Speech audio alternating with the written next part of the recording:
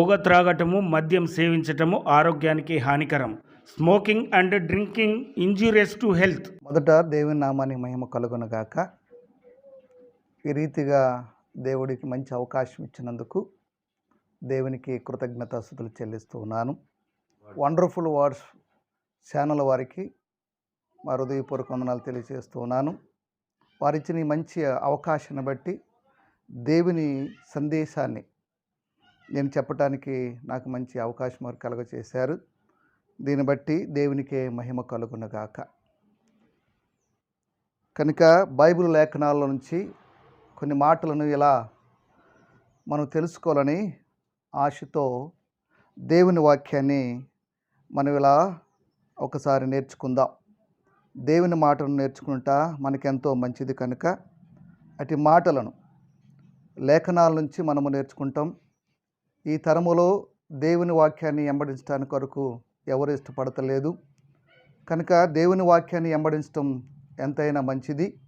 దేవుని వాక్యాన్ని వెంబడించడానికి కొరకు మనం ఆశపడితే మన జీవితంలో ఆ వాక్యము మనల్ని సరిచేస్తుంది, ఆ వాక్యం మమ్మల్ని కడుతుంది, ఆ వాక్యం మమ్మల్ని స్థిరపరుస్తుంది, ఆ వాక్యము మన జీవితంలో శ్రేష్టమైన ఆశీర్వాదానికి కారణంగా మనల్ని చేస్తుంది. అటు వాక్యాన్ని నేర్చుకోవడానికి మనం ఇష్టపడితే దేవుడు నిత్య జీవానికి మనం సిద్ధపరుస్తాడు. కనుకనే వాక్యము ఏమనగా ఒక చక్కని మాట ఇలా నేర్చుకుందాం. పేతురు రాసిన మొదటి పత్రిక 1వ అధ్యాయము 5వ వచనంలో ఒక చక్కని మాట రాయబడి ఉంది. ఆ మాట ఏమిటి అనగా ఇలాగా పేతురు తన అనుభవంలోంచి మాటలు మనకిస్తూ ఉన్నాడు. పేతురు తన జీవితంలో యేసు ప్రభుతో నడిచి, యేసు ప్రభుని అనుసరించి, యేసు ప్రభును తాకి, యేసు ప్రభును ముట్టి, యేసు ప్రభుని తన జీవితంలో విశ్వసించిన ఈ పేతురు ఈ మాటలను మనకు అందిస్తూ ఉన్నారు. ఈ మాటలు ఆనాడు ఈనాడు కూడా అందులో జీవం ఉంది. ఆ జీవము కలిగిన మాటలు పరిశుద్ధాత్మ చేత రాయించి ఈ మాటలు ఇలా పలుకుతూ అందులో విశ్వాసం గురించి, నమ్మకం గురించి, నిరీక్షణ గురించి అందులో వర్ణిస్తూ ఈ మాటలు మనకు చెప్తూ ఉన్నారు. అందుకే ఇలా రాయబడింది. మొదటి అధ్యాయము 5వ వచనంలో ఏమున్నది అనగా, కడవరి కాలమందు బయలుపరచుటకు సిద్ధముగున్న రక్షణ మీకు కలుగునట్లు విశ్వాసం ద్వారా దేవుని శక్తి చేత కాపాడుపడి మీ కొరకు ఆ స్వాస్యము పరలోకమందు భద్రపరచబడి ఉన్నది అని వాక్యం చెప్తుంది. ఇక్కడ చక్కని మాట ఏమని మాట్లాడుతున్నాడంటే, కడవరి కాలమందు బయలుపరచబడుటకు సిద్ధముగున్న రక్షణ మీకు కలుగునట్లు అని మాట్లాడుతున్నాడు. కడవరి కాలములో రక్షణ మీ కొరకు సిద్ధపడి ఉన్నది అని మాట్లాడుతున్న మాట శ్రేష్టమైనది. అసలు రక్షణ అంటే ఏమిటి? రక్షణ అంటే మన జీవితంలో చాలా విషయాలు మనం అనుకుంటాం. ఏదైనా అపాయం నుంచి తప్పించబడితే రక్షణ అనుకుంటాం, ఏదో కష్టం నుంచి తప్పించబడితే రక్షణ అనుకుంటాం. అసలు ఆ రక్షణ అనేది అది కానే కాదు. రక్షణకు ఒక ఉద్దేశం ఉంది. ఆ రక్షణ పరలోకానికి నిత్య జీవానికి తీసుకెళ్లే రక్షణ. ఈ భూమి మీద ఆ రక్షణ కార్యము నీ జీవితంలో నా జీవితంలో జరగటానికి కొరకు దేవాది దేవుడైన తండ్రి యేసు ప్రభుని లోకానికి రక్షకుడిగా పంపించను అని మాట్లాడుతున్నాం. అంటే ఆ రక్షణ విషయంలో మనం చక్కగా క్షుణ్ణంగా నేర్చుకుంటానికి కొరకు ఆశపడాలి. ఆ రక్షణ ఎప్పుడు సిద్ధపరచబడుతుంది అని ఆలోచన చేస్తే కడవరి కాలమందు అని మాట్లాడుతున్నాడు. కడవరి కాలములో ఆ రక్షణ నీ కొరకు సిద్ధపరచబడుతుంది అని చక్కగా దేవుడు పేతురు చేత ఈ మాటలు రాయిస్తున్నాడు. మొదటి పేతురులో నుంచి మాటలు, కడవరి కాలములో మీ కొరకు రక్షణ సిద్ధపరిచి ఉన్నది, ఆ రక్షణ నీకు కావాలి, ఆ రక్షణ కలుగునట్లు విశ్వాసం ద్వారా దేవుని శక్తి చేత కాపాడబడు మీ కొరకు ఆ స్వాస్యము పరలోకములో భద్రము చేయబడింది. ఏ స్వాస్యము? రక్షణ జరిగితే నీ స్వాస్యము పరలోకములో సిద్ధం చేయబడింది. అంటే నీ స్వాస్యం ఎక్కడ ఉన్నది అంటే పరలోకములో ఉన్నది అని బైబిల్ చక్కగా చెప్తుంది. స్వాస్యం అంటే ఏదో అనుకుంటారు, డబ్బు కానీ, ఆస్తి కానీ, లేకపోతే తాతల ముత్తాతలు సంపాదించిన పొలాలు కానీ, ఇది స్వాస్యం అంటారు. దేవుడు ఏమంటాడు? నేనే మీకు స్వాస్యము అని మాట్లాడుతున్నాడు. దేవుడు మాట్లాడుతున్నాడు. ఆ స్వాస్యము కొరకు ఆ శ్వాసము నీకు నా కొరకు ఎక్కడ సిద్ధపరచబడి ఉన్నది అంటే పరలోకములో సిద్ధపరచబడి ఉంది. పరలోకంలో ఉన్న శ్వాసాన్ని నువ్వు పొందుకోవాలంటే మొదట నీకు రక్షణ అవసరం. మరి ఆ రక్షణ కావాలంటే ఎలాగా నీకు ఆ రక్షణ దొరుకుతుంది అని మాట్లాడితే, ఆ రక్షణ చక్కని మాటలు మాట్లాడుతున్నాడు. నీ నోటి చేత ఒప్పుకోవాలి, నీ హృదయములో విశ్వసించాలి. రక్షణ కావాలి అంటే నీ నోటి చేత ఒప్పుకుంటే, నీ హృదయంలో విశ్వసిస్తే రక్షణ నీ హృదయంలో జరుగుతుంది. అంటే ఆ రక్షణ ఏంటి అంటే యేసు ప్రభుని నోరారా ఒప్పుకోవాలి, నీ హృదయంలో విశ్వసించాలి. విశ్వసిస్తామంటే నమ్మకము కలిగి ఉండాలి. అంటే విశ్వాసము అంటే అసలు ఏమిటి? విశ్వాసం అంటే ఏమిటి? విశ్వాసం అనగా నిరీక్షించబడి యొక్క నిజ స్వరూపము అదృశ్యమైనది మరలా రాబోతున్నదనే విశ్వాసం. అంటే నిరీక్షించే యొక్క నిజ స్వరూపం అంటే నిరీక్షణకు ఒక రూపం ఉంది. ఆ నిరీక్షణకు ఒక రూపం ఏమిటి అంటే యేసు ప్రభువే ఆ రూపము అని మనం ఆలోచన చేయాలి. అంటే నిరీక్షణ అనే మాట మనం ఆలోచన చేస్తే ఓపిక కలిగి కనిపెట్టుట అని మనం చూస్తున్నాం. అందుకే ఈ రక్షణ నీకు కావాలంటే నువ్వు నోరారా ఒప్పుకోవాలి, మనసారా ప్రభువుని నువ్వు విశ్వసించాలి. ఎప్పుడైతే నువ్వు నోరారా ఒప్పుకొని హృదయంలో విశ్వసిస్తావో రక్షణ జరుగుద్ది అని చక్కని మాట రోమాపత్రిక 8వ అధ్యాయంలో 10వ అధ్యాయంలోకి మాటలు రాయబడి ఉన్నాయి అని మనం చూడవచ్చు. కనుకనే రక్షణ నీ జీవితంలో జరగటానికి కొరకు యేసు ప్రభువు గారు ఏం చేశారు యేసునాయన అని మనం ఆలోచన చేస్తే, ఆయన నీ కొరకు నా కొరకు తండ్రి అయిన దేవుని మాటకు లోబడి ఈ భూమి మీదకి వచ్చి నీ కొరకు నా కొరకు ఒక గొప్ప త్యాగాన్ని చేస్తున్నారు.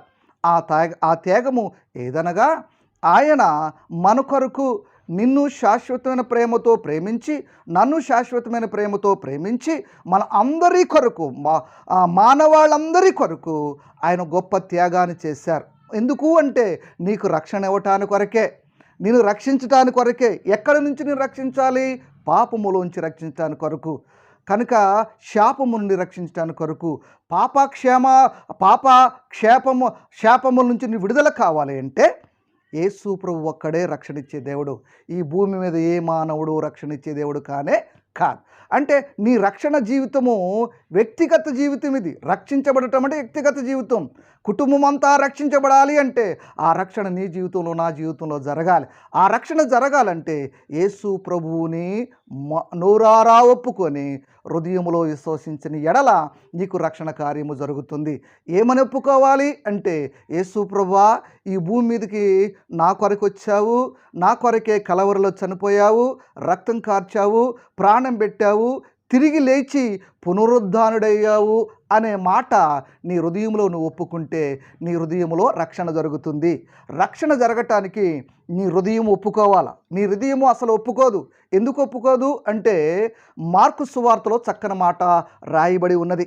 మార్కు సువార్తలో చక్కని మాట రాయబడి ఉంది. మార్కు సువార్తలో ఏముంది? 7వ అధ్యాయంలో 21 నుంచి 23 వచ్చిన వరకు ఏముందంటే హృదయము అనగా, హృదయములో చాలా మోసకరమైన ఉన్నాయి. హృదయములు ఏమున్నాయి? కోపం ఉంది, ద్వేషం ఉంది, ఈర్ష్య ఉంది, అహంభావం ఉంది, అవివేకం ఉంది, మత్సరం ఉంది, కళ్ళలాడు నాలుక ఉంది. ఇవన్నీ హృదయంలో ఉన్నాయి. కనుక రక్షణ ఒప్పుకోనివ్వదు. ఎందుకంటే కోపం ఎలా ఒప్పుకొనిస్తుంది? కోపము ఆ రక్షణ హృదయంలో ఒప్పుకోనివ్వదు. కనుకే కోపము పోతే రక్షణ ఒప్పుకోగలుగుతుంది, యేసు ప్రభుని ఒప్పుకోగలిగినట్టుగా చేస్తుంది. అందుకే నీ హృదయంలో రక్షణ జరగాలి. కనుక నీ హృదయంలో ఉన్న 13 ముందు బయటికి వెళ్ళిపోవాలా. అందుకే ఆదికాండం 8వ అధ్యాయంలో 21 వచ్చిన ఏమంటే బాల్యం నుండి కూడా నీ హృదయం చెడ్డది అని మాట్లాడుతూ ఉన్నాడు. ఇర్మియా గ్రంథకర్త కూడా రాస్తున్నాడు, నీ హృదయం ఎలాంటిది అంటే మోసకరమైన వ్యాధి కలది అంటున్నాడు. అంటే మోసకరమైన వ్యాధి, హృదయముల వ్యాధి ఉంటే ఏమిటి? శరీరం మీద వ్యాధి అంటే నమ్ముతాం, కానీ హృదయముల వ్యాధి ఉంటే ఏంటి? హృదయం ఎవరికి కనపడద్దండి, భలే మాట్లాడుతున్నారు పాస్టర్ గారు అని మీరు అనుకోవచ్చు. కానీ అక్కడ చక్కని మాట రాస్తున్నాడు, హృదయంలో ఏమున్నది అంటే వ్యాధి ఉన్నది అని మాట్లాడుతున్నాడు. శరీరం మీద వ్యాధి ఉంది, వ్యాధి ఉంటే వ్యాధికి పేరు పెట్టి చెప్పొచ్చు. కుష్టి వ్యాధి అంటే కుష్టి వ్యాధి చెప్పొచ్చు, క్యాన్సర్ వ్యాధి అంటే క్యాన్సర్ వ్యాధి చెప్పొద్దు, ఏదైనా పుండు కలిగితే దానికి వ్యాధి అని చెప్పొచ్చు. హృదయంలో వ్యాధి ఉంటే ఏమిటి? హృదయంలో ఏమున్నాయి? 4 వాల్స్ ఉన్నాయి, గుండె ఉంది, ఆ రక్తం అటు ఇటు వెళుతుంది. అదే కదండి పాస్టర్ గారు అని మీరు అనుకోవచ్చు. కానీ అక్కడ చక్కని మాటలు ఏమని మాట్లాడుతున్నాడంటే హృదయములో ఘోరమైన వ్యాధులు కలిగి ఉన్నాయి. ఆ వ్యాధులను నువ్వు ఎప్పుడైతే ఒప్పుకుంటావో, ఆ వ్యాధిని ఎప్పుడైతే బయటికి తీసుకుంటావో, కోపమే వ్యాధి, ద్వేషమే వ్యాధి, దేవదూషణయే వ్యాధి. అంటే దేవదూషణ చేస్తున్నాం మనం. దేవుడు ఏం చేశాడు, నాకు ఏ మేలు చేశాడు, ఆయన నాకు మేలు చేయలేదు అంటూ ఉంటావు. కానీ అది నీ హృదయంలో ఉండటం వలన రక్షణ జరగదు. రక్షణ జరగాలి అంటే యేసు ప్రభుని సొంత రక్షకుడిగా అంగీకరించాలి. అప్పుడు నీవు కడవరి కాలమందు ఆ రక్షణ నీ కొరకు సిద్ధపరచున్న రక్షణ నువ్వు ఒప్పుకుంటే పరలోకములో నీకు స్వాస్థ్యము సిద్ధపరిచి ఉన్నది. పరలోకపు స్వాస్థ్యాన్ని నువ్వు పొందుకోవాలా. భూమి మీద ఉన్న స్వాస్థ్యాన్ని కొరకు చాలా ప్రయాసపడుతున్నావు.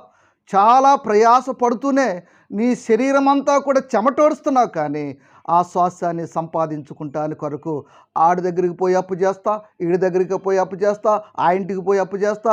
నీ అప్పు వలన స్వాస్థ్యాన్ని సంపాదించుకునే ప్రయత్నం చేస్తూ ఉంటావు.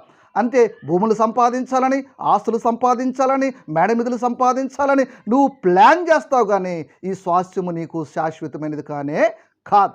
నీకు శాశ్వతమైన స్వాస్థ్యము కావాలి అంటే యేసు ప్రభువును సొంత రక్షకుడిగా అంగీకరిస్తే, ఆ రక్షణ నీ హృదయంలో జరిగితే నీ స్వాస్థ్యము పరలోకములో దాచబడి ఉన్నది.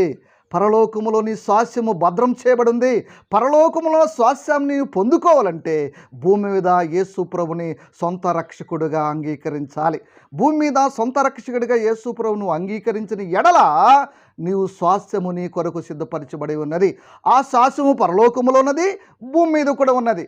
ఒక మాట పేతురు ఇలా రాస్తూ ఉంటాడు, ఒక మాట అంటూ ఉంటాడు. మార్కు సువార్తలో చక్కని మాట ఏమంటారు అంటే, పేతురు, యేసు ప్రభువా 3.5 సంవత్సరాలు నిన్నే వెంబడించాం కదా, 3.5 సంవత్సరాల నుంచి వెంబడించినప్పుడు మాకేమిస్తున్నావు? మా పిల్లల్ని విడిచిపెట్టాం, మా భార్యలను విడిచిపెట్టాం, మా ఆస్తిని విడిచిపెట్టాం, మా రక్త సంబంధం విడిచిపెట్టాం, నిన్నే వెంబడిస్తున్నాము అని అంటున్నాడు. కానీ యేసు ప్రభు హృదయాన్ని చూస్తున్నాడంట, పేతురు హృదయాన్ని చూస్తున్నాడట. పేతురు హృదయాన్ని చూస్తున్నప్పుడు ఏమి జరిగింది అని మనం ఆలోచన చేస్తే, పేతురు హృదయాన్ని చూస్తున్నప్పుడు పేతురు పెదవులతో మాట్లాడుతున్నాడు కానీ హృదయముతో ఒప్పుకోవట్లేదు. పెదవులతోనే మాట్లాడుతున్నాడు, పైన మాట్లాడుతున్నాడు. యేసు ప్రభా ఇవన్నీ విడిచిపెట్టాను, నేను వెంబడిస్తున్నామని చెప్తున్నా. కానీ యేసు ప్రభు ఆ పేతురు యొక్క ఆలోచన ఎలా ఉందంటే, యేసు ప్రభు గ్రహిస్తున్నాడు, గమనిస్తున్నాడు, ఆంతర్యాన్ని చూస్తున్నాడు. ఆయన పైరూపాన్ని చూసే దేవుడు కాదు, ఆంతర్యాన్ని చూసేవాడు. పేతురు పైరూపాన్ని చూసి మాట్లాడుతున్న మాటలు, అయ్యా ఇవన్నీ విడిచిపెట్టి వెంబడిస్తున్నాం కదా అంటే, అప్పుడు ఆంతర్యం నుంచి దేవుడు మాట్లాడుతున్నాడు. పేతురు, నీవు నేనేదో ఆహారం పెడుతున్నాను, రొట్టిస్తున్నాను, ద్రాక్షారస్తున్నాను అని నువ్వు వెంబడిస్తున్నావు. కానీ ఇది కాదు పేతురు, నా నిమిత్తం నువ్వేమి విడిచిపెట్టావు అని చెప్పాడు. అయ్యా అన్నీ విడిచిపెట్టాను కదా పేతురు అని అన్నాడు. కానీ పేతురు ఏమంటున్నాడంటే, అయ్యా అన్నీ విడిచిపెట్టాను అంటున్నాడు. కానీ యేసు ప్రభు అంటున్నాడు, నువ్వేది విడిచిపెట్టలేదని ప్రభు అంటున్నాడు. ఇదంటే చాలా విడ్డూరం. 3.5 సంవత్సరాల నుంచి యేసు ప్రభునే వెంబడించిన పేతురు, యేసు ప్రభు ఏంటి నువ్వు విడిచిపెట్టలేదు అంటున్నాడంటే, పేతురు ఏదో దాచుకుని వచ్చాడు అనే సంగతి ఇక్కడ మనకు తెలుస్తుంది. ఏమి దాచుకొచ్చాడు పేతురు? వల దాచుకుని వచ్చాడు. ఏమి దాచుకుని వచ్చాడు పేతురు? ధోని దాచుకుని వచ్చాడు. అంటే యేసు ప్రభు మళ్ళా వెళ్ళిపోతే నేను మళ్ళా చేపలు పట్టుకోవచ్చు, మళ్ళా ధోనెక్కి ఆ సముద్రంలో ఎక్కడెక్కడ చేపలు దొరుకుతాయో తిరగొచ్చు అని అనుకున్నాడు. కానీ పేతురు యొక్క ఆలోచనలు ఇది. యేసు ప్రభు ఆలోచనలు ఏంటంటే, పేతురు ఆలోచనలు ఎరిగి, పేతురు నువ్వు కానీ నన్ను కానీ వెంబడిస్తే ఇదిగో మనుషులు పట్టు జాలరుగా చేస్తానని పేతురు అంటున్నాడు, దేవుడు అంటున్నాడు పేతుర్ని. అయితే పేతుర్ని మాట యేసు ప్రభు అన్నప్పుడు అప్పుడు పేతురు తల వంచుకున్నట్లుగా చూస్తున్నాం.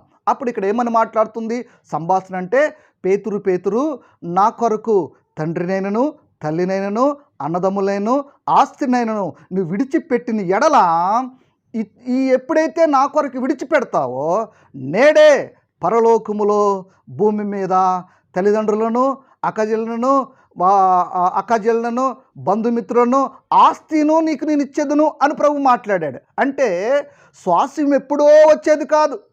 స్వాస్థ్యం నువ్వు పొందుకోవాలంటే ఇప్పుడు ప్రభువుని సొంత రక్షకుడిగా నువ్వు అంగీకరిస్తే, నువ్వు సొంత రక్షకుడిగా ఎప్పుడైతే అంగీకరిస్తావో నీకు పరలోకమున్న స్వాస్థ్యము దొరుకుతుంది, భూమి మీద ఉన్న స్వాస్థ్యము కూడా దొరుకుతుంది.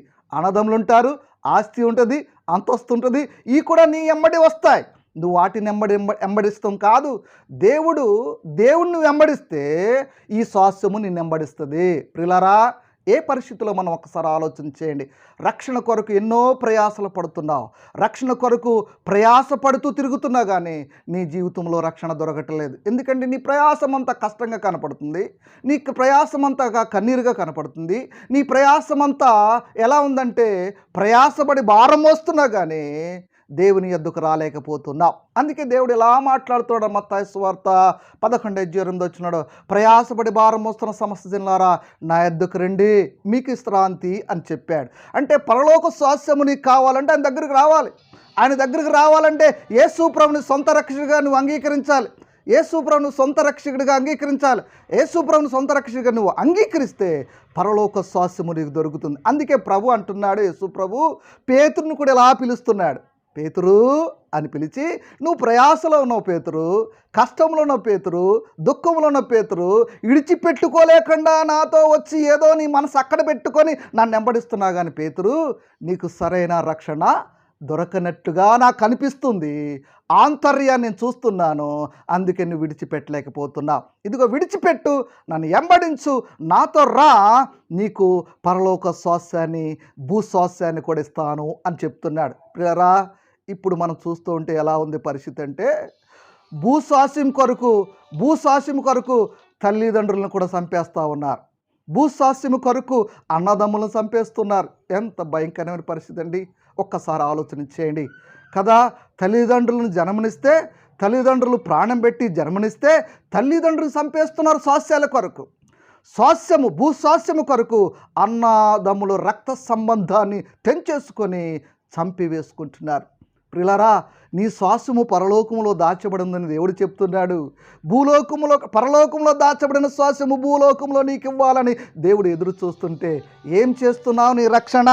నీ రక్షణ కార్యము కొరకు, దేవుని రక్షణ కార్యము కొరకు ఒక్కసారి ఆలోచన చేయి.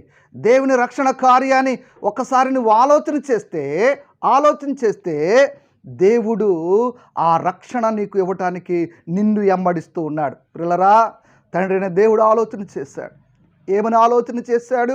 నీ కొరకు భూమి మీద ఒక్కరు కూడా నశించిపోయి నరకానికి వెళ్ళవద్దని, నరకములో అగ్ని ఆతన పడకూడదని సాక్షాత్తు దేవుడే తన కుమారుడికి ఈ లోకానికి వచ్చాడు.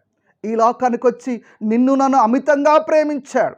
ఎంతగా ప్రేమించాడంటే లోకములో నీవు బురదలో ఉంటే, చీకటలో ఉంటే, పాపములు ఉంటే, దోషములు ఉంటే, శాపములు ఉంటే వీటన్నిటి నుండి విడుదల చేసి దేవాది దేవుడు నీకేమి ఇవ్వబోతున్నాడు అంటే పరలోక స్వాస్థ్యాన్ని ఇవ్వటానికి కొరకు ఆయన నీ కొరకు నా కొరకు ప్రయాసపడ్డాడు. భూమి మీదకి వచ్చి తండ్రి అయిన దేవుడు యేసు ప్రభుని కుమారుడుగా నీ భూలోకానికి ఎందుకు పంపించాడు అంటే నీ కొరకు నా కొరకు రక్షణను ఇవ్వటానికి కొరకు పంపి ఉన్నాడు.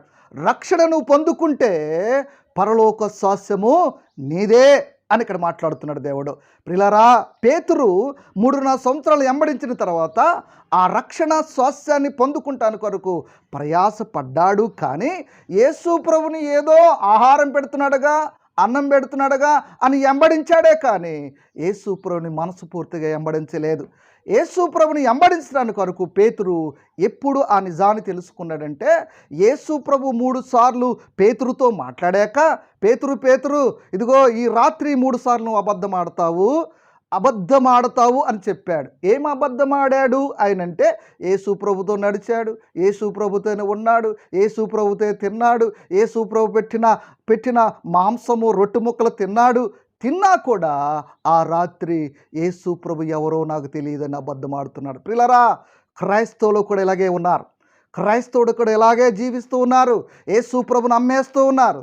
యేసు ప్రభుని అమ్మేసిన పరిస్థితులు కనపడుతున్నాయి. ప్రియులారా, ఇలా కాదు కానీ మనము యేసు ప్రభుని ఎలా వెంబడించాలి అంటే మారు మనసు పొంది వెంబడించాలి. రక్షణ పొంది ప్రభుని వెంబడించాలి. రక్షణ లేకుండా ఎవరో ప్రభుని వెంబడించలేము, ఇది అసాధ్యం.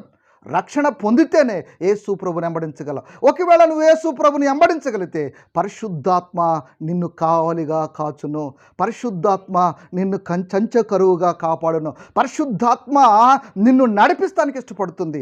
ఆ సమయంలో రక్షణ జరిగితే పరిశుద్ధాత్మ నీలోనికి వచ్చి నీలో పరిశుద్ధాత్మ మాట్లాడద్దు. ఎలా మాట్లాడుతుంది?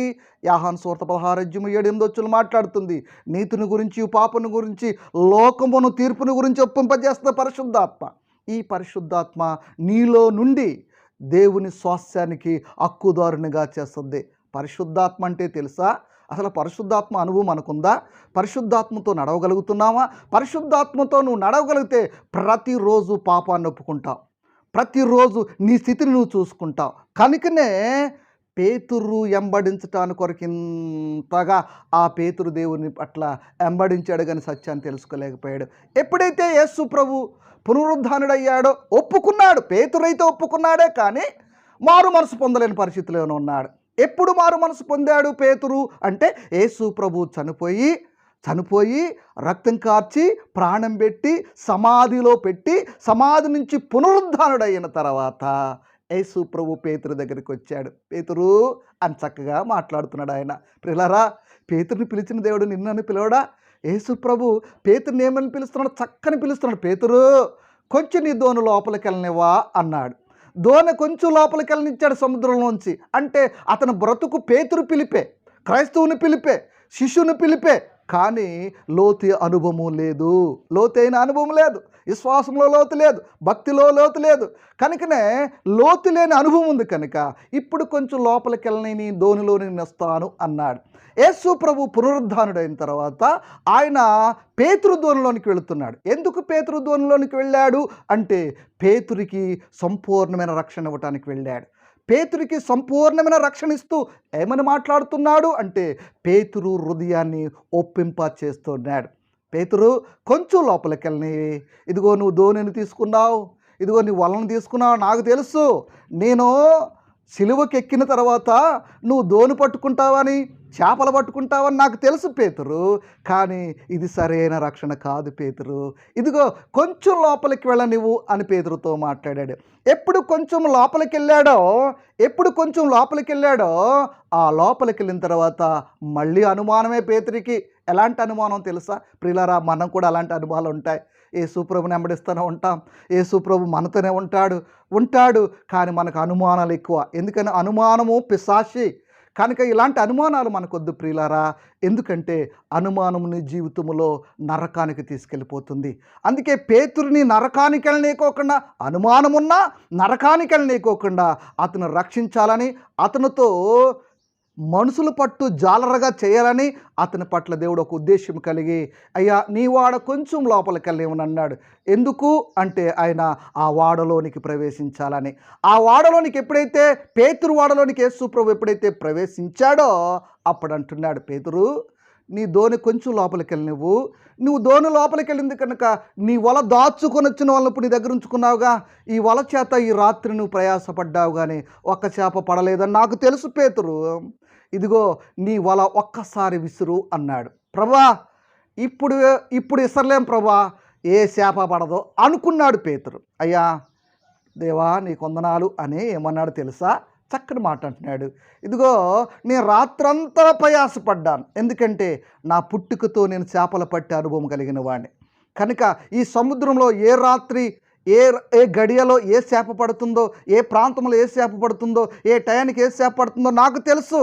ఇప్పుడు ఇసరమంటావేంటి ప్రభువా, ఒక్క చేప పడదు, రాత్రంతా ప్రయాసపడ్డాను, ఒక్క చేప పడలేదు. ఎందుకు అతనికి చేపలు పడలేదంటే రక్షణ అనుభవం లేదు ఆయనకి. రక్షణ అనుభవం లేదు కనుకనే చేపల అనుభవాన్ని పట్టలేకపోయాడు. అందుకే రక్షణ అనుభవంలోనికి దేవుడు తీసుకురావటానికి, మారు మనసు అనుభవంలోనికి తీసుకురావటానికి ఆ దోణిలోనికి ప్రవేశించిన తర్వాత అంటున్నాడు, పేతురు ఒక్కసారి నీ వల ఇటిసురు అన్నాడు. ప్రభా ఇసరమంటావా? చూడండి, అప్పుడు కూడా అనుమానమే. యేసు ప్రభు పునరుద్ధానుడై సిలువ నుంచి గెలిచి, సమాధిని గెలిచి, మరణాన్ని గెలిచి పేతురు దగ్గరికి వచ్చి మాట్లాడుతున్నా పేతురు కళ్ళు ఇంకా మూసిబడే ఉన్నాయి. పేతురు యొక్క కళ్ళు మనోనేత్రం మూయబడి ఉంది, తెరవబడలేదు. ఎందుకు తెలుసా? ఇహలోక దేవత మనోనేత్రం గుడ్డుతనం కలగచేస్తాడు. కనుక గుడ్డుతనం కలగచేసే ఆ పేతురుని ఆ కళ్ళు ఇంకా మూయబడే ఉన్నాయి, దేవుని చూడలేకపోతున్నాడు.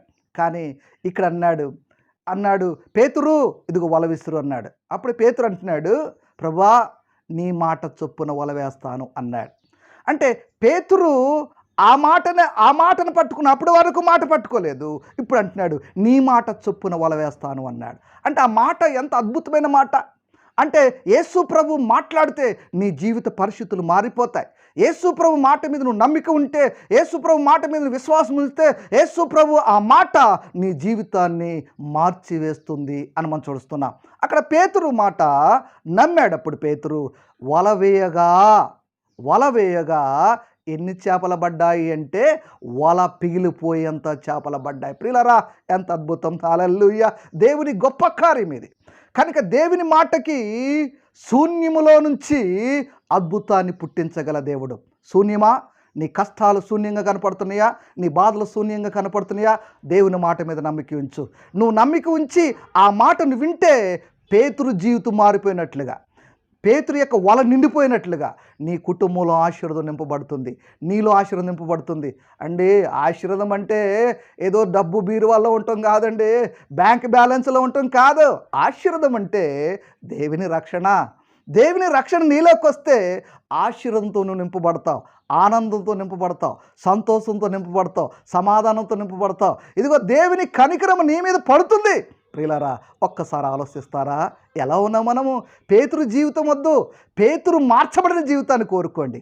పేతురు ముందున్న జీవితం వద్దు, పేతురు మార్చబడిన జీవితం కోరుకోండి. అప్పుడు పేతురు మార్చబడటానికి కొరకు దేవుడు ఒక అద్భుతం చేశాడు. ఏం చేశాడు ఆయన అంటే, వల వేయమన్నాడు, వల మాటకు లోబడ్డాడు, విధేయత చూపించాడు. అప్పుడు వరకు లోబడే తత్వం లేదు, అప్పటి వరకు విధేయత చూపించే తత్వం లేదు అతనిలో. ఆ తత్వం అతను లేదు కనుక ఏమి జరిగింది అంటే, లోబడిన తర్వాత వల నింపబడింది, లోబడిన తర్వాత ధోని నింపబడింది, లోబడిన తర్వాత పేతురు నింపబడ్డాడు. దేని చేత నింపబడ్డాడు? పరిశుద్ధాత్మ చేత నింపబడ్డాడు. అప్పటి వరకు పరిశుద్ధాత్మ చేత నింపబడలేదు. ఎందుకు నింపబడలేదంటే రక్షణ లేదు. అప్పటి వరకు ఎందుకు నింపబడలేదంటే మారు మనసు లేదు. కనుకనే ఇప్పుడు రక్షణ అనుభవంలోనికి పేతురు వస్తున్నాడు. అనుభవంలోకి వచ్చిన తర్వాత ఆయన అంటున్నాడు, దేవుని మాటకు లోబడ్డాడు. ప్రియులారా, అంటున్నాడు, అయ్యో నేను పాపాత్ముడయ్యా. ప్రభు వైపు చూస్తున్నాడు. ఎప్పుడైతే దేవుని మాట విన్నాడో, ప్రభు వైపు చూశాడో, తన మారు మనసు పొందుతున్నాడు. ప్రభు వైపు చూసిన తర్వాత తన పరిస్థితి మారిపోతుందండి. ప్రియులారా, యేసు ప్రభు వైపు చూస్తే నీ పరిస్థితి మారిపోతుంది. ఒక ఉదాహరణ మేము బైబిల్ నుంచి చెప్తూ ఉన్నాను. లోకాసు వార్త 18:11 నుంచి ఒక చక్కని మాటలు మాట్లాడితే చక్కని మాటలు రాయబడుతున్నాయి. ఇద్దరు వ్యక్తులు దేవాలయానికి వెళ్ళారు. ఒక వ్యక్తి రక్షించబడిన వ్యక్తి, ఒక వ్యక్తి రక్షించబడని వ్యక్తి. అతనిలో రక్షణ లేదు, ఇతనిలో రక్షణ ఉంది. ఇతనిలో రక్షణ ఉందని వచ్చాడు దేవుని మందిరానికి. ఎవరెవరు అంటే పరిచయుడు, శాస్త్రుడు ఆయన. ఈయనెవరు అంటే సుంకరి అయిన పాపి. వీళ్ళిద్దరు కలిసి దేవుని సన్నిధికి వచ్చారు. మందిరం దగ్గరికి వచ్చి నిలబడ్డారు. నిలబడిన తర్వాత ఒక ఆయన బాగా వల్లిస్తున్నాడు. ఏమని వల్లిస్తున్నాడంటే, ఆయన ప్రభు దగ్గరికి వచ్చి తన అవసరతను ఎరగక, తన కోరికను ప్రభు దగ్గర అడగటానికి మానేసి అతను ప్రభు వైపు చూస్తాం మానేశాడు. ఎవరి వైపు చూస్తున్నాడు? అక్కడికి వచ్చి సుంకర వైపు చూస్తున్నాడు. ప్రియులారా, మనము కూడా దేవుని దగ్గరికి వెళతాం, వాడి తప్పులు వీడి తప్పులు వెతుకుతాం. దేవుని మందిరంలోకి వెళతాం, వాడు ఇలా పాడాడు, వాడు ఇలా ప్రార్థన చేశాడు అంటాం. కానీ ఈ వ్యక్తి అంటున్నాడు, బైబిల్ తెలుసు, ప్రార్థన తెలుసు, బాగా ప్రార్థన చేస్తాడు ఈయన, బాగా ప్రార్థన చేసే అనుభవం ఉంది ఈయనక. ఏమంటాడు తెలుసా? ఈయన సుంకర వైపు చూస్తుంటున్నాడు. ఏమంటున్నాడు? అయ్యా, నేను దినానికి వారంలో 2 సార్లు ఉపవాసం ఉంటానయ్యా. అయ్యా, దశంభాగాలు ఇస్తానయ్యా. ఇవన్నీ చక్కని వర్ణిస్తున్నాడు. దశంభాగం ఇచ్చే అనుభవం ఉంది, కృతజ్ఞతలు చెల్లించే అనుభవం ఉంది, ఉపవాసం ఉండే అనుభవం ఉంది, ప్రార్థన చేసే అనుభవం ఉంది అని అంటున్నాడు. ఏమంటున్నాడు తెలుసా? ఆయన చక్కని మాట మాట్లాడితే ఏమంటాడు? ఇదిగో ఈ సుంకర వలె అనుచున్నందుకు నీకు స్తోత్రములు కలుగునుగాక అన్నాడు. ఎంత అమాయకమైన మాట అండి ఇది! ఎంత అమాయకమైన మాట! సుంకరు యొక్క బుద్ధులు ఈయనకు వచ్చేసాయి. ఎందుకు తెలుసా? ఈయన సుంకరును చూశాడు. అప్పటి వరకు సుంకరు బుద్ధులు వచ్చినాయి. సుంకరి ఎవరంటే పాపి. ఈయనెవరు? నీతిమంతుడు అనుకుంటున్నాడు. ఇప్పుడు వీళ్ళిద్దరిలో నీతిమంతులు ఎవరు? ఒకసారి ఆలోచన చేస్తే, దేవాలయంలోకి వెళ్ళిన నీవు దేవుని చూస్తూ మానేసి దేవుని వైపు చూచిన ఎడల నీ జీవితం మారద్దు. దేవుని వైపు చూస్తలేదు, ఆయన వైపు చూస్తున్నాడు. ఇంకా దేవుడు ఇతను ఎక్కడ మారు మనసు పొందేటట్టు చేస్తాడు. కానీ ఇతరులా చెప్పుకుంటూ అప్పుడు అన్నాడు, ఈయన ఆపేశాడు మాట. సుంకర్ మాట్లాడుతున్నాడు. ఇప్పుడు సుంకర్ ఎవరైపు చూడాలా? ధనవంతుడు మాట్లాడుతున్నట్లుగా, తర్వాత పరిచయుడు మాట్లాడుతున్నట్లుగా సుంకరు కూడా మాట్లాడాలి కదా. అది కాదండి. నువ్వు దేవుని దగ్గరికి వెళ్ళావు, దేవునితో మాట్లాడబోతున్నావు, దేవునికి నీకు సంబంధం కావాలి, దేవునికి నీకు సత్సంబంధం కావాలా. అందుకే ఆ సుంకరు అంటున్నాడు, కనులెత్తి ప్రభు వైపు చూసి అంటున్నాడు, ఒకే కేక వేశాడు, అయ్యా పాపినైనా నన్ను కరుణించు అన్నాడు. ఇప్పుడు పాపి అని ఎలా తెలిసింది ఆయనకి? ఇప్పుడు పరిచయుడు కూడా వచ్చాడని ప్రియులారా, ప్రభు వైపు చూస్తూ మానేశాడు, ఆయన వైపు చూశాడు. ఇప్పుడు ఈ సుంకరి పరిచయుడి వైపు చూడుకోకుండా ప్రభు వైపు చూశాడు. ప్రభు వైపు చూస్తుంటే ఆయన ప్రతిబింబములో సుంకరి పాపాలన్నీ కనపడుతున్నాయట. అందుకు సుంకరి ఏమన్నాడు, పాపినైనా నన్ను కరుణించు అని కేక వేసి గుండె కొట్టుకుంటూ బాదుకుంటూ ఏడ్చాడు. ప్రభు ఆ శ్రమ చూపించాడు, ప్రభు ఆ కష్టాన్ని చూపించాడు, ప్రభు ఆ సిలువ యొక్క దర్శనాన్ని చూపించాడు. అందుకే ప్రభువులో చూసి ఆయన పాపములన్నీ ఒప్పుకున్నట్లుగా మనం చూస్తున్నాం. ప్రియులారా, ఇక్కడ పరిచయుడు చూశాడే కానీ ప్రభు వైపు చూడలేదు కనుక ఒప్పుకోలేకపోయాడు. సుంకరు చూశాడు, ప్రభు వైపు ఒప్పుకున్నాడు. అందుకే ఈ పరిచయుడి కంటే సుంకరుడు నీతిమంతుడు అని తేల్చబడింది. ప్రియులారా, ఒక్కసారి ఆలోచన చేయండి. పేతురు కూడా ఇదే పరిస్థితిలో ఉన్నాడు. అందుకే ఇప్పుడు ప్రభు వైపు చూశాడు కనుక పశ్చాత్తాపపడుతున్నాడు. ప్రభు వైపు చూస్తుంటే తన జీవితం అంతా బయటపడిపోయింది. 3.5 సంవత్సరాలు వెంబడించాడు ప్రభువుతో. కానీ ఆ 3.5 సంవత్సరాలు వెంబడించినప్పుడు తన పరిస్థితి ఎలా ఉంది అని ఒక ఆలోచన చేస్తే అప్పుడు ఆ ధోనిలో యేసు ప్రభు వైపు చూడగా రీల్ చూపించాడండి, సినిమా రీల్ చూపించాడండి. సినిమా రీలు ఎలా చూపించాడో తెలుసా? 3.5 సంవత్సరాలు పేతురు నువ్వు నన్ను ఎలా వెంబడించావు ఒకసారి చూడు అని యేసు ప్రభు ప్రతిబింబములో ఆ రూపాన్ని చూపిస్తుంటే, ఆ రీల్ చూపిస్తుంటే, ఆ సినిమా చూపిస్తుంటే తన పరిస్థితి ఎలా ఉంది అంటే యేసు ప్రభు పాదాల దగ్గర బట్టి బోరునని వేడ్చాడు, కేకలు వేసి ఏడ్చాడు. ఒక్కసారి ఆలోచించేయండి ప్రియులారా, రక్షణ అంటే ఏదో ఆటకాయితనం కాదు. నువ్వు రక్షణ అనుభవంలోనికి వచ్చావా? నువ్వు రక్షించబడ్డావా? నువ్వు రక్షించబడితే యేసు ప్రభుని అప్పుడు సొంత రక్షకుడిగా అంగీకరించాడు ఆయన. పేతురు ఆ సొంత రక్షకుడిగా అంగీకరించిన తర్వాత పేతురు జీవితంలో ఒక అద్భుతమైన కార్యం జరుగుతుంది. ఇప్పుడు పేతురు యేసు ప్రభుని నమ్మిన తర్వాత ఆ నమ్మకాన్ని అతనిలో కలిగించటానికి కొరకు దేవుడు ఆ గొప్ప చేపలను పట్టేట్టుగా చేశాడు. ఎన్ని రకాల చేపలు పడ్డాయి ఒకసారి ఆలోచించండి ప్రియులారా. ఎన్ని రకాల చేపలు దేవుడు ఇస్తున్నాడు అక్కడ అంటే దీనికి అంతటికి సాదృశ్యం ఏంటంటే, ఓరే పేతురు, లోకంలో ఇన్ని రకాల జనాలు ఉన్నారు, వీరందరినీ కూడా నువ్వు పట్టుకునేట్టుగా చేస్తానని ప్రభువు నమ్మించాడు. నమ్మించిన తర్వాత ఇప్పుడు సొంత రక్షకుడుగా పేతురు అంగీకరించాడు. అంగీకరించిన తర్వాత ఇప్పుడు మాట్లాడుతున్న పేతురు, యేసు ప్రభును తాకిన పేతురు, ముట్టిన పేతురు, నడిచిన పేతురు ఇప్పుడు మాట్లాడుతున్నాడు. అప్పుడు హతసాక్షి అవటానికి కొరకు పేతురు ఇష్టపడ్డాడు. రక్షించబడ్డ పేతురు హతసాక్షి కొరకు ఇష్టపడి ఇప్పుడు రాస్తున్నాడు. ఏమని రాశాడు అంటే, ప్రియులారా, ఇదిగో కడవరి కాలమందు రక్షణ మీ కొరకు సిద్ధపడి ఉంది. ఆ రక్షణ నువ్వు కలిగి ఉంటే, ఆ రక్షణ నువ్వు అంగీకరిస్తే పరలోకములో నీ స్వాస్యము సిద్ధపరిచి ఉన్నది మాట్లాడాడు. ఇదిగో పరలోకములో స్వాస్యము దొరకాలంటే డబ్బు పెడితే వచ్చేసేది కాదు, ధనం పెడితే వచ్చేసేది కాదు, బంగారం పెడితే వచ్చేసేది కాదు కదా. బంగారముతో నువ్వు కొనలేవు. ఒక ఆయన అంటున్నాడండి, గారడి సీమోను, అపోస్తుల కార్యం 8వ అధ్యాయంలో చక్కని మాటలు మాట్లాడు. ఆయన పరిశుద్ధాత్మను డబ్బు పెట్టి కొనాలనుకున్నాడు. గారడి సీమోన్ అనే పేరు ఆయనకి. అంటే డబ్బు పెట్టి కొంటే దొరికేది కాదు పరిశుద్ధాత్మ. డబ్బు పెట్టి కొంటే వచ్చేది కాదు రక్షణ. డబ్బు పెట్టి కొనేస్తే వచ్చేది కాదు భక్తి.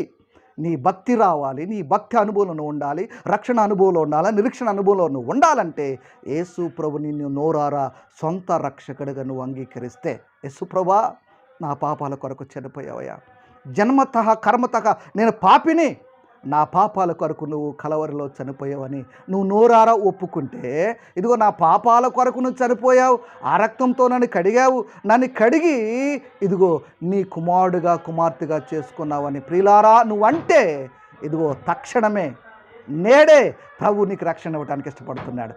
ఆ రక్షణ నువ్వు కలిగి ఉంటే పరలోకములో నీ శ్వాసము నీ కొరకు సిద్ధపడి ఉంది. పరలోకంలో కాదండి ప్రియులారా, పరలోకంలోనే కాదు, భూమి మీద కూడా నీకు స్వాస్థ్యము సిద్ధపరిచి ఉంది. భూమి మీద స్వాస్థ్యం అంటే ఏంటంటే పాస్టర్ గారు అని మీరు అనుకోవచ్చండి ప్రియులారా. భూమి మీద స్వాస్థ్యం ఏమిటంటే నువ్వు బ్రతకటానికి, నీ కుటుంబం జీవించగలటానికి దేవుడు నీ కొరకు ఇదిగో అబ్రాహాముని వెంబడించిన ఆశీర్వాదం నిన్ను కూడా వెంబడిస్తుంది. ప్రియులారా, అబ్రాహాముని వెంబడించిన ఆశీర్వాదము. అబ్రాహాం ఎప్పుడూ ఆశీర్వాదాన్ని వెంబడించలేదు, డబ్బుని వెంబడించలేదు, ధనాన్ని వెంబడించలేదు, పశువులను వెంబడించలేదు. అబ్రాహాము దేన్ని వెంబడించాడంటే దేవుని వెంబడించడానికి ఇష్టపడ్డాడు. ప్రియులారా, ఇదిగో నీవు నేను దేన్ని వెంబడిస్తున్నా? అబ్రాహాము వెంబడించినప్పుడు అబ్రాహామును ఏమిచ్చాడు దేవుడు అంటే సమస్త స్వాస్థ్యాన్ని ఇచ్చాడు. గొర్రెలు ఇచ్చాడు, మేకలను ఇచ్చాడు, ఎడ్లను ఇచ్చాడు, బంగారం ఇచ్చాడు, ఎండిచ్చాడు. ఇవన్నీ అబ్రాహామును వెంబడించాయి. ప్రియులారా, రక్షించబడితే నేను ఆశీర్వాదం వెంబడిస్తుంది. ఆ స్వాస్థ్యమే ఆశీర్వాదం అనే స్వాస్థ్యం. అది దేవుడు నీకు ఇవ్వటానికి కడవరి కాలమందు సిద్ధపరచబడిన రక్షణ. ఆ రక్షణ నువ్వు ఒప్పుకుంటే పరలోకములో స్వాస్థ్యము నీ కొరకు దాచబడింది.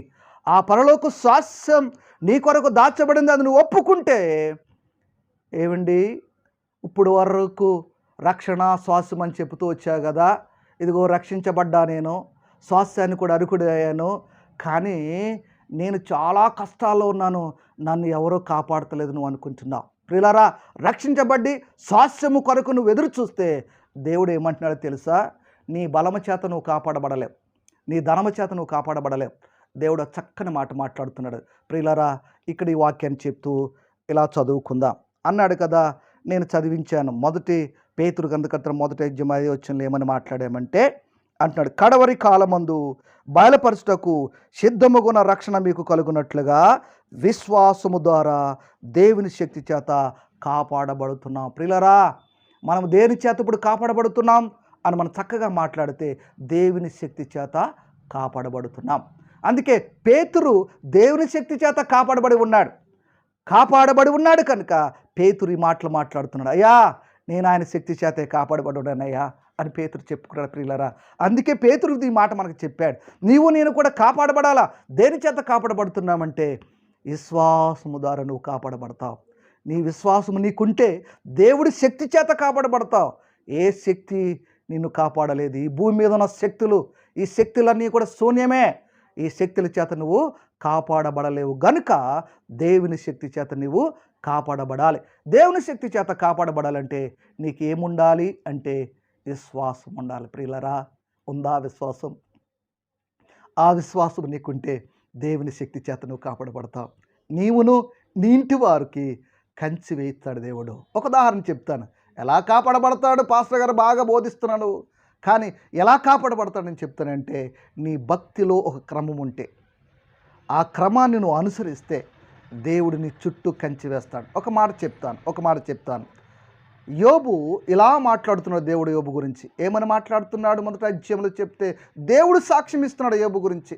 ఆయన నీతిమంతుడని, యథార్థవంతుడని, చెడుతాన్ని సృజించినవాడని, యెహోవాయందు భయభక్తులు కలిగిన వాడు అని దేవుడు చెప్పాడు. ఎందుకు చెప్పాడు దేవుడు అంటే, భూమి మీద అతని క్రమమైన జీవితం ఉంది, రోజు బలిపీఠం ఉంది, రోజు ప్రార్థన ఉంది, రోజు తన కుమారుని నోటిలో నుంచి పాపపు మాటలు రానికోకుండా ఒప్పింప చేస్తున్నాడు కనుక తన చుట్టూ రక్షణ కంచి వేశాడు. ప్రియులారా, ఇదిగో సైతాన్ ఈ మధ్య చాలా ఒత్తిడి చేస్తుంది కుటుంబాలని, చాలా తొందర చేస్తుంది కుటుంబాల సమాధానం లేదు, రక్త సంబంధం సమాధానం లేదు.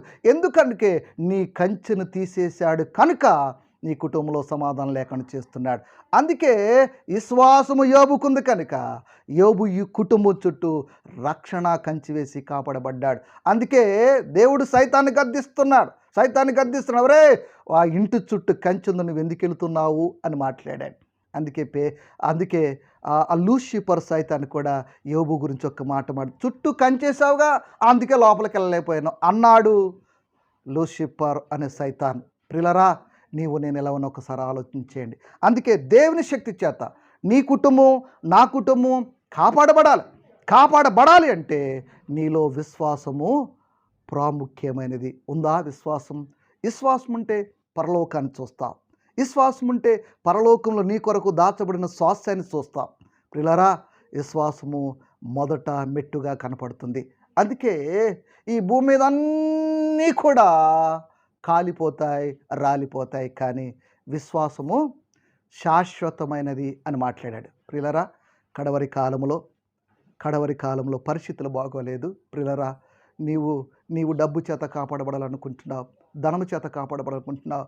ప్రియులారా, దేవుడే నిన్ను కాపాడాలి. ఎందుకంటే భయంకరమైన first way, second way, third వే, ఫోర్త్ వే కూడా రన్ అవుతుంది ప్రియులారా. ఇలాంటి భయంకరమైన వ్యాధుల నుంచి దేవుడు నిన్ను కాపాడుతాడు మాట్లాడుతున్నాడు. ఐగుప్తులో 10 రోగాలు వచ్చాయి, ఐగుప్తులో 10 తెగుళ్ళు వచ్చాయి. ఇజ్రాయెల్ ప్రజలు దేవుని శక్తి చేత కాపాడబడ్డారు. ప్రియులారా, దేవుని శక్తి అంటే బహుబలమైన శక్తి. అందుకే ఆ శక్తి చేత నువ్వు కాపాడబడాలి కనుక ఇప్పుడు మనము కూడా అలాగే కాపాడబడ్డాం. ఇప్పుడు జీవముతో ఉన్నాం. జీవముతో నీవు నిన్న కరోనా వచ్చింది, తాకింది, వెళ్ళిపోయింది. కరోనా వచ్చింది, ముట్టింది, వెళ్ళిపోయింది. కనుక నిన్ను ప్రభు మరణానికి అప్పచెప్పలేదు ప్రియులారా. ఎందుకు తెలుసా? ఆయన శక్తి చేత నువ్వు కాపాడబడ్డా. ఎందుకంటే యేసు ప్రభుని సొంత రక్షణగా అంగీకరించావు కదా, రక్షణ నీకుంది కదగా. రక్షణ నీకుంది కనుక దేవుడు నిన్ను భూమి మీద సజీవం ఉంచి ఆ పరలోక శ్వాసానికి, భూశ్వాసానికి అర్హుడిగా చేస్తున్నాడు కనుక ఆ అర్హత నీవు నేను పొందుకొని ఉండాలి కనుక ప్రియులారా, ఒక్కసారి ఆలోచించేయండి. ఎలా ఉన్నాం మనం? రక్షణ జీవితానికి ముందుగా వస్తున్నావా? రక్షణ నీ జీవితంలో ఉందా? మారు మనసు నీ జీవితంలో ఉందా? నిరీక్షణ నీకుందా? మారు మనసు రక్షణ నీ జీవితంలో జరిగితే భూలోకములో ఉన్న ఆశీర్వాదాలన్నీ నీవే, పరలోకమున ఆశీర్వాదము నీదే. భూమి మీద ఆశీర్వాదము, పరలోక ఆశీర్వాదము భూమి మీద ఉన్న కూడా అనుభవిస్తా. పాస్టర్ గారు, నువ్వు పరలోక ఆశీర్వాదం అనిపిస్తానంటావు, ఎట్లా అనిపిస్తాను చెప్పండి ఒకసారి అని మీరు అనొచ్చు పిల్లారా. ఎందుకంటే ఇజ్రాయేల్ ప్రజలు పరలోకపు ఆశీర్వాదాన్ని అనుభవించారు. అరణ్యంలో మన్నా తిన్నారు. మన్నా సమృద్ధిగా తిన్నారు పిల్లరా. అది పరలోక ఆశీర్వాదం కాదంటారా? దేవుడు పరలోక ఆశీర్వాదాన్ని రుజుపరచలేదంటారా? ఇప్పుడు కూడా పరలోకపు ఆశీర్వాదము దేవుడు నీకు నాకు ఇవ్వటానికి కొరకు ఆయన రక్షణ జీవితానికి కొరకై నిన్ను పిలుస్తున్నాడు. వస్తావా? రక్షణ జీవితానికి వస్తావా? రక్షణ జీవితానికి నువ్వు వచ్చి ప్రభువుని సొంత రక్షకుడిగా నువ్వు అంగీకరిస్తే యేసు ప్రభు నీ జీవితంలో అద్భుతమైన కార్యం చేస్తాడు. ప్రియులారా, ఒక్కసారి ఆలోచన చేయండి. పరిస్థితులు బాగోలేదు, రోజులు బాగోలేదు, దినాలు బాగోలేదు. ఎప్పుడు ఈ ప్రాణం వెళ్ళిపోతుందో, ఎప్పుడు ఈ ఆయుస్సు వెళ్ళిపోతుందో మనకు తెలియని పరిస్థితి. ఇప్పుడు చూసిన వాడు రేపొద్దున ఉండలేదు. చిన్న వయసు వారు కూడా ప్రాణాలు విడిచివేస్తున్నారు. హార్ట్ అటాక్లు ఎక్కువైపోయాయి. ఈ హార్ట్ అటాక్ ఎంత భయంకరంగా వస్తుందో 40-30 సంవత్సరాల వరకు కూడా చనిపోతున్నారు. ప్రియులారా, రక్షించబడితే భూమి మీద నీకు ఆనందం, పరలోకములో నీ స్వాస్యం ఉంటుంది. ప్రియులారా, నీవు నోరారా ప్రభుని రక్షకుడిగా అంగీకరించాలని మనసారా మిమ్మల్ని బ్రతుకుతున్నాను. అసలు ఏంటండి ఒప్పుకుంటామంటే ఏంటి ఒకసారి చెప్పండి. ఒప్పుకుంటాం ఏంటంటే యేసు ప్రభుని సొంత రక్షకుడిగా ఒప్పుకోవాలంటే ఎట్లా పాస్టర్ గారు ఒకసారి చెప్పండి అంటే, యేసు ప్రభువా, ఇదిగో నా కొరకు నువ్వు కలవరిలో చనిపోయావు, ప్రాణం పెట్టావు, రక్తం కార్చావు, ఇదిగో తిరిగి లేచావు ప్రభువా, ఇదిగో ఆ రక్తంలో నా పాపాలన్నీ కడిగి వేయండి, ఇదిగో సొంత రక్షకుడిని అంగీకరిస్తాను అని నువ్వంటే యేసు ప్రభు కొడుకుగా కూతురుగా నువ్వు అయిపోతావు. అయిన కాడి నుంచి దేవుడు నిన్ను కాపాడటానికి ఇష్టపడతాడు. ప్రియులారా, ఇష్టపడతావా? ఈ మాటకి ఇష్టపడతావా? ఇష్టపడితే ప్రభు సన్నిధిలో ఒకసారి సాగిలి పడదాం. ఇష్టపడితే ప్రభువుకి అంగీకరించుకుందాం. అంగీకరించుకుంటే నీవు ప్రభువుని సొంత రక్షగా అంగీకరిస్తే నిన్ను పరలోకంగా అంగీకరిస్తుంది. భూమి కూడా దేవుడు నిన్ను ఒక ప్రత్యేకంగా నేను దాస్తూ ఉంటాడు, దాచపెట్టి ఉంచుతాడు, దాస్తాడు. ప్రియులారా, ఒకసారి ఆలోచన చేయండి. ఆలోచన చేద్దామా? మనం ఆలోచన చేసేవారు అయితే పేతురు ఆలోచన చేసి రుజువుపరుచుకొని ప్రభువు పేతురు గురించి చక్కని మాటలు మనకు రాస్తున్నాడు. ఈ మాటల్లో జీవం ఉంది. ఇదిగో ఆయన మాటలు శక్తి గలవి కనుక ఒక్కసారి ప్రభు సన్నిధికి వచ్చి ప్రభు సన్నిధిలో నువ్వు ఒప్పుకుంటే నీ జీవితం, నా జీవితాన్ని ప్రభు మార్చేస్తాడు. నీ కుటుంబ పరిస్థితులు మార్చివేస్తాడు. నీ కన్నీరు ప్రభు చూస్తున్నాడు, నీ కష్టాన్ని ప్రభు చూస్తున్నాడు, నీ ఆంతర్యములో మూలుగులు ప్రభు చూస్తున్నాడు. ప్రియులారా, ఇన్ని దినాల నుంచి ప్రార్థన చేస్తున్నాను, ఇన్ని దినాల నుంచి కన్నీరు కారుస్తున్నాను, ఎప్పుడు చూస్తాడు అని నువ్వు అనుకుంటున్నావా? ప్రభు నీ ప్రక్కనే ఉన్నాడు. ప్రభుని దర్శిస్తున్నాడు. పరిశుద్ధాత్మను నీతో మాట్లాడటానికి ఇష్టపడుతున్నాడు. ప్రియులారా, యేసు ప్రభు మాట శక్తి కలిగినది. యేసు ప్రభు మాట నీ ఆంతర్యాన్ని మారుస్తుంది. యేసు ప్రభు పరిశుద్ధాత్ముడు దర్శిస్తున్నాడు. ప్రియులారా, పరిశుద్ధాత్ముడు నిన్ను దర్శిస్తానికి ఇష్టపడుతున్నాడు. ఈరోజు కానీ యేసు ప్రభును సొంత రక్షకుడు నువ్వు అంగీకరిస్తే పరిశుద్ధాత్మ నీతో రావటానికి ఇష్టపడుతున్నాడు. పరిశుద్ధాత్ముడు నిన్ను కలవరాల నుంచి తొలగిస్తాడు, కష్టం నుంచి తొలగిస్తాడు. పరిశుద్ధాత్మ నిన్ను ఓరట కలిగిస్తాడు. పరిశుద్ధాత్ముడు పేతురుని తాకగా పేతురు జీవితం మారిపోయింది. ప్రభువా, బ్రతికితే నీ కొరకే బ్రతుకుతానని పేతురు ప్రభువుని వెంబడిస్తున్నాడు. ఇదిగో ప్రియులారా, ప్రభు ఆ మేకుల మీద ఏలాడబడుతుంటే, అయ్యా నాకు అలాంటి మరణం వద్దు, నన్ను ఎల్లకీతలుగా వేయండి అని మరణాన్ని, సిలువ మరణాన్ని కోరుకున్నాడు. ప్రియులారా, ఎంత గొప్ప ఆశీర్వాదము, ఎంత గొప్ప దీవెన ఒకసారి ఆలోచించేయండి. కనుకనే నీవు నేను ఏ పరిస్థితిలో ఉన్నా ఒకసారి గమనిస్తే పరిశుద్ధాత్ముడు ఆ దీవెని నీకు ఇవ్వటానికి, సమాధానం నీకు ఇవ్వటానికి పరిశుద్ధాత్మ నీ ఎదుట నిలబడి ఉన్నది. అభిషక్తుడిని వెంబడిస్తూ ఉన్నాడు. ఒకసారి ఆలోచన చేసి ప్రభు ఎదుట మనం సాగిలపడదామా? సాగిలపడటానికి దయతో మీరందరూ తలలో ఉంచిన యెడల చిన్న ప్రార్థన చేసుకుందాం. పరిశుద్ధుడైన తండ్రి, ప్రేమ నమ్మకం యేసు ప్రభువా, నీ ఘనమైన శ్రేష్టమైన నామానికి కృతజ్ఞతా స్తోత్రాలు చెల్లిస్తున్నాను. ఈ రీతిగా నీ సన్నిధిలో సాగిలపడటానికి కొరకు కృప చూపించారు నాయన. రక్షణ అనుభవం కొరకై ఒక చక్కని మాటలు మాట్లాడుతూ వచ్చారు. అయా పేతురు యొక్క జీవితము మా ముందుకు తీసుకొచ్చిన దేవుడాని స్తోత్రాలు. ఇదిగో కడవరి కాలములో ఎన్నో భయంకరమైన పరిస్థితులు కనపడుతున్నాయి. ఈ కడవరి కాలములో మా జీవితాలని మార్పు చేసి మా జీవితాలకి ఒక ఉన్నతమైన ఆశీర్వాదాన్ని ఇవ్వటానికి కొరకు ఇష్టపడుతున్నారు. ఇదిగో పరలోకములో శ్వాసము నీ కొరకు సిద్ధపడి ఉంది. దేవుని శక్తి చేత నీవు నేను కాపాడబడుతున్నామని లేఖనాలు స్పష్టంగా మాతో మాట్లాడుతూ వచ్చారు. ప్రభు నీకు కృతజ్ఞతా స్తోత్రాలు చెల్లిస్తున్నాను. ఇదిగో తండ్రి, మా ప్రభా, ఇదిగో ఈ రీతిగా ఈ ఛానళ్ళ ద్వారా మా ప్రభా ఈ మాటలు వినబోతున్న ప్రతి బిడపైకి నీ కలవరి యొక్క శక్తి వచ్చునుగా కను పలుకుతున్నాను.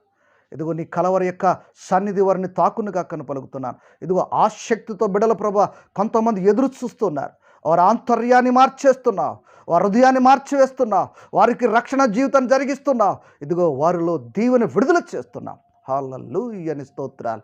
శ్రేష్టమైన కార్యం చేయబోతున్న దేవుడాని స్తోత్రాలు. ఆ కుటుంబాలు మీరు ఎత్తుపట్టుకుని ప్రభా, ఇదిగో వేదనతో ఉన్నారు, దుఃఖంతో ఉన్నారు. ఇదిగో ఇదిగో తండ్రి, కాపాడబడలేని పరిస్థితుల్లో కనపడుతున్నారు. దేవా, ఒక్కసారి దయతో మీరు దర్శించి మీ ఆశీర్వాదాన్ని కుమ్మరించమని బ్రతిమాలుకుంటున్నా. అభిషక్తుడు ప్రభువా, అయ్యా నువ్వు దర్శించమని బ్రతిమలాడుకుంటున్నాను. ఏ రీతిగా నాయనా ఇదిగో ఈ ఛానల్ చేస్తున్న మరి దాసులను బహుగా దీవించండి, ఆశీర్వించండి ప్రభా. ఇంకా ముందుకి ఎలా స్టెప్ వేయాలో జ్ఞానముతో ప్రభువారిని దీవించమని అడుగుతున్నాను. ఇదిగో ఈ వర్తమానం వింటున్న ప్రతి బిడపైకి అయా నీ సన్నిధి కుమ్మరించబడును గాక నాయన. ఇదిగో కొంతమంది దుఃఖములో ఉన్నారు, కొంతమంది వేదనతో ఉన్నారు ప్రభా, వారిని మీరు దర్శిస్తున్నారు ప్రభా. ఇదిగో నీ శక్తి చేత వారిని కాపాడుతున్నారు. కృతజ్ఞతా స్తోత్రాలు చెల్లిస్తున్నాను. ఈ రీతిగా మా జీవితాల్లో మీ దీవెని ఆశీర్వాదం మాకిస్తున్నారు ప్రభా. వేదనలో దుఃఖములో ఉన్న వారికి విడుదల కలుగునుగాక. ఓ బంధకాల్లో ఉన్న వారికి విడుదల కలుగునుగాక. శోధన వేదనతో కొట్టిమిట్లాడుతున్న వారికి ప్రభా సమాధానము కలుగునుగాక అని పలుకుతున్నాను.